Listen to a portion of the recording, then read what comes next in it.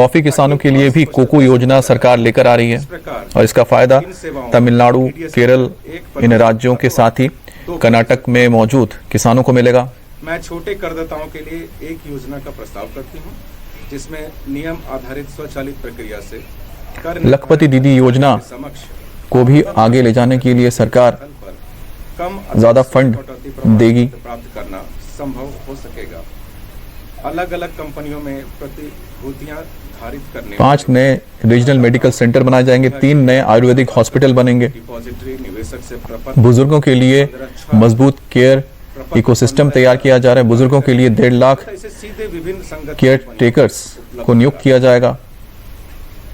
मैं एक सांकेतिक नॉर्थ ईस्ट में नेशनल इंस्टीट्यूट ऑफ डिजाइन की स्थापना की जाएगी। 5 यूनिवर्सिटी टाउनशिप खोली जाएंगी। 30 दिसंबर से 31 मार्च तक पढ़ाने का प्रस्ताव करती हूँ। मैं कर विवरणियों को दाखिल करने के लिए अलग अलग समय सीमा रखने का प्रस्ताव भी करती हूँ। ITR 1 और ITR 2 विवरणियों वाले व्यक्तियों द्वारा इसे 31 जुलाई तक 5 यूनिवर्सिटी टाउनशिप खोलने के लिए भी सरकार ने योजना बनाई है। कुछ जिलों में लेडीज हॉस्टल भी बनाई जाएंगी। 31 अगस्त तक समय की अनुमति देने के लिए तो प्रस्ताव। बजट में टैक्स पर बड़ा ऐलान हुआ है। किसी अनिवासी द्वारा अचल संपत्ति की बिक्री पर TDS की कटौती किए जाने और टैन की आवश्यकता के बजाय निवासी क्रेता के पैन आधारित चालान के माध्यम से जमा किए जाने का प्रस्ताव है।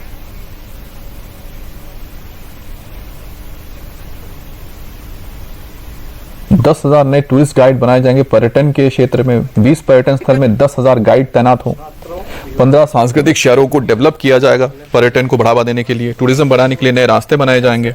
छोटे किसानों की आमदनी बढ़ाने के लिए भी सरकार की ओर से कई कदम उठाए गए हैं। इन करदाताओं के लिए एक निश्चित आयकर के नीचे अथवा परिसंपत्ति को प्रकट करने नारियल पैदावार करने वाले किसानों के लिए खास स्कीम तैयार की गई है। कॉफी किसानों के लिए भी खास स्कीम है। इसके अलावा अखरोट और बादाम किसानों के लिए भी खास स्कीम तैयार की गई है जिसका फायदा जम्मू कश्मीर के किसानों को मिलेगा। तमिलनाडु, केरल में नारियल किसानों को इसका फायदा होगा। मछली पालन के क्षेत्र में जिन्होंने अपनी पूर्वोत्तर समेत पूर्वी राज्यों जैसे बिहार, बंगाल, अपनी विदेशी आय प्रकट की आंध्र प्रदेश, और या देकर इन इलाकों में मिलेगा मछली पालकों को।